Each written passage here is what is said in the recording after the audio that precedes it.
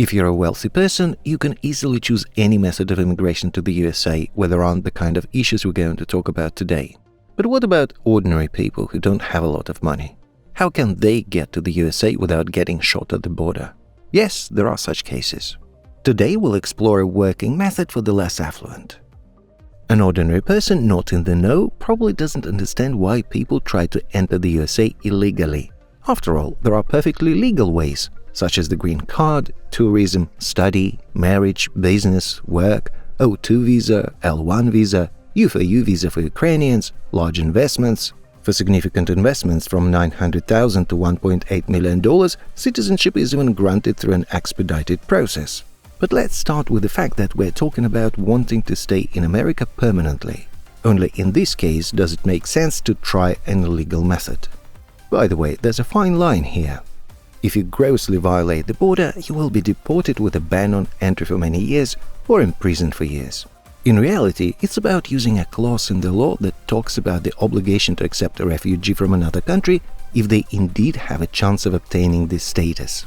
Therefore, it's clear that this loophole should be used if other methods haven't worked. By the way, if you arrived on a tourist visa and decided to stay in the country, the only way is to try to extend this visa. Consult a specialist on how to do this correctly. The method through Mexico is chosen by those people who couldn't afford it any other way. Essentially, it's a method for the poor. If you want to enter the USA illegally, there are two directions by land, from the north and the south.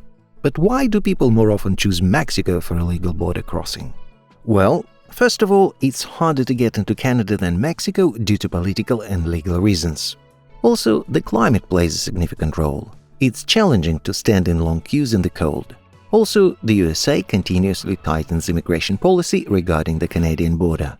Recently, the USA and Canada reached an agreement to deny official asylum when crossing the border unofficially. Because of this, such attempts lost all sense. Of course, there's another option – to get citizenship or residency in Canada and then try your luck. But that's a different story and not the topic of this video. Write in the comments if you'd like a video about the Canadian border. In theory, the US authorities could have done the same with Mexico as they did with Canada. But why didn't they? It means the USA is interested in immigrants. They just need workers. But letting everyone is not practical as they have a daily plan for refugees. Plus, it's desirable to filter out the nutcases and the mentally ill. Therefore, the first test is directly at the border. To cross on foot doesn't require much intelligence. Therefore, the strictest selection is at the pedestrian part. You have a much better chance if you cross the borders by car or bicycle. One guy from Russia shared that the most important thing is to pass the Mexican border post. He pedaled hard on his bicycle, but at the American post he was stopped and laid face down on the ground. But officially he had already crossed the border, so he can request refugee status from the US government. According to eyewitnesses, border guards have an unspoken window when they pretend to be inattentive and slow. But once the daily plan is met, the randomness turns off. You won't get through during these hours. Therefore, it's better to learn about such windows in advance. Each checkpoint has its rules, but in addition to daily limits on immigrants, there are also weekly, monthly and annual ones. It might happen that the door is closed for a whole month or even a couple of years. Therefore, it's essential to constantly monitor the news. And yes, as of today, the lottery is legitimized in the form of the special CBP-1 app. What is it? It's a special app that needs to be downloaded in Mexico. But it's important to understand that not just any region in Mexico is suitable for this. It belongs to the US Customs and Border Protection Agency and is intended to assist the visa-free border crossing. You download this app, install it and fill out a form. Then, every day you need to confirm your desire by sending a request again and again. For this, every day from 10 a.m. to 9 a.m. the next day, you need to press the Ask for an Appointment button in the app. You can't miss a single day, it's important. By doing this, you prove the strength of your intention to get to the USA. Essentially, it's a pure lottery. Statistics show that there's a high chance of getting an invitation within the first 7 days of staying in Mexico. Then the likelihood drops significantly and increases sharply after 30 days. The next checkpoint is 70 days. If nothing happens in 90 days, it's recommended to leave and try again in a year. Another important point: you must have a sponsor living in the USA.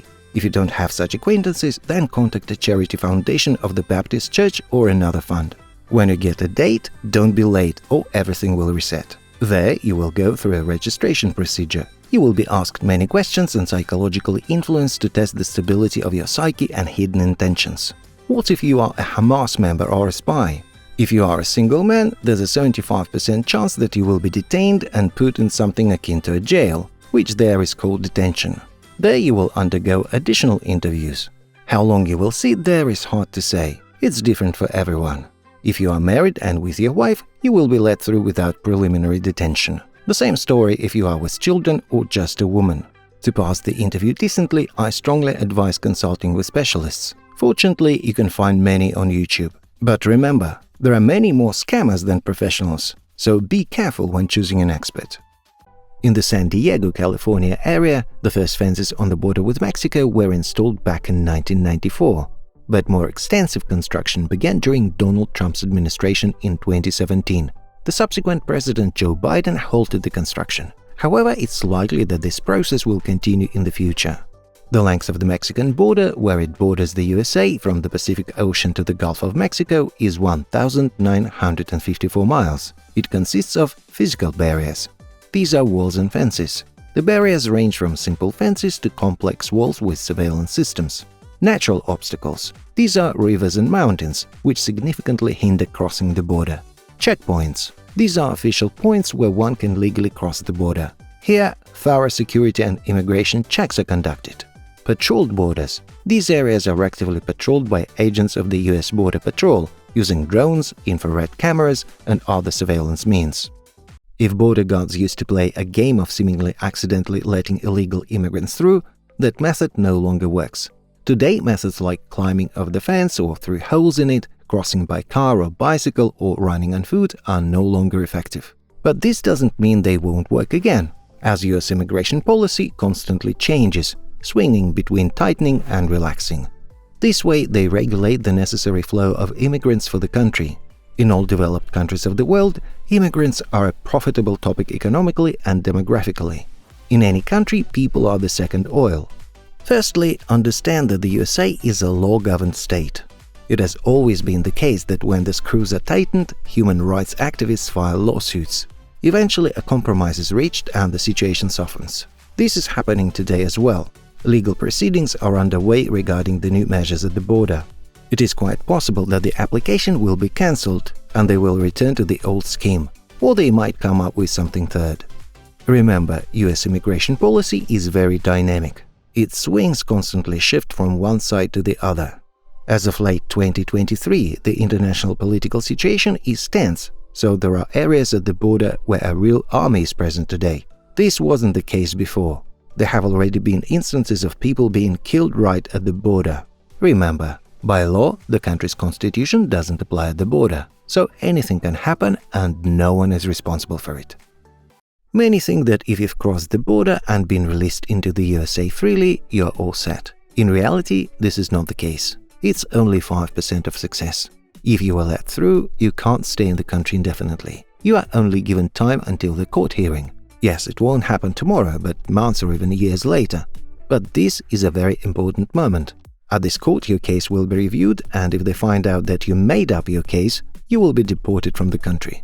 This means that even before crossing the border, you need to work thoroughly on your case. Simply copying someone else's case is a bad idea. Never think you're smarter than others if you want to succeed. It's crucial to consult with experts and hire a competent lawyer with successful cases to their credit.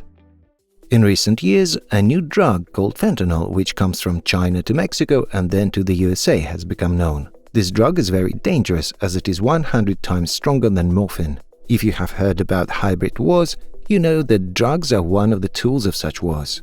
There are rumors that at a recent meeting, Biden discussed the issue of drugs with Xi Jinping and came to a common consensus on this matter. Although drugs are produced in Mexico, only 2.7% of the population there are drug addicts. In contrast, in the USA, it is 13.1%. Therefore, there is a higher chance of encountering a drug addict in the USA. But Mexico has plenty of dangers without drug addicts. For example, in the border city with the USA, Tijuana, it is better not to go out at night. The city has the highest murder rate per capita in Mexico. At the same time, the city is where most Russians try to cross the border. Therefore, one must find a way to live with the unrest. But it is possible if you adhere to simple safety rules. For example, it's foolish to wear expensive watches or jewelry in this city. The simpler and more modest you look and behave, the safer you will feel. Crime is unevenly distributed across the city. In tourist and business centers, its concentration is reduced. There are numerous ways to smuggle drugs across the border. For instance, in 2017, a 25-year-old American used the flying drone to transport 6 kilograms of drugs in one trip. He launched the device 1.24 miles from the border. It is known that he managed to make at least 5 such flights. In August 2019, an underground tunnel 4,307 feet long and 69 feet deep was discovered. How long it was being built and operated remains unknown. But the scale of the smuggling is frightening, especially considering that there were rail tracks for trolleys. Never be lazy to gather information. Humans are designed to use their brains as a last resort. From a scientific point of view, the brain is the most energy-consuming resource. But in Mexico, as in any other country, there will definitely be helpers who will profit at your expense, offering help where it is not needed. Understand that these are unprincipled and unconscienceless people. They don't care what happens to you later. The main thing is to reap off as much money from you as possible. And the most offensive thing that these will be your own compatriots who were once in your place. They will be very courteous, pretending to be on your side. But when you get caught and then deported from the country with a 10-year entry ban, nothing will help you anymore. If you have the opportunity not to go illegally through Mexico, but to choose any other alternative method, it is better to choose it. If not, then thoroughly prepare yourself in terms of information and go for it. That's all for now. Bye-bye.